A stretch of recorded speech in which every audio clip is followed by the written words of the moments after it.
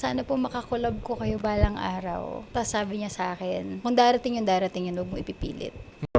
Meron ka bang idol na sana hindi mo na-meet? Ang goal natin, maabante tayo.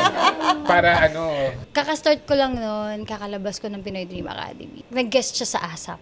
Todo abang ako sa backstage. Kasi nakita ko siya, idol ko po kayo. Sana po makakulab ko kayo balang araw. Tapos sabi niya sa akin, kung darating yun, huwag mo ipipilit. So, hindi ko alam kung may iba ba siyang ibig sabihin doon. Parang sobrang nastan ako, parang yung mukha ko, parang tama ba yung narinig ko? So, parang nag-zone out ako after, parang nag-dissociate ako afterwards. Parang hindi ko in-expect yung answer na yun. Hindi niya ako showbiz man lang. Na, I hope one day. Sana pero feeling ko Bee Gees yan. Speaking Tagalog. Bee Gees yan, no? mali, air supply. Air supply. May ugali yan sila. Oy, naghawa ka.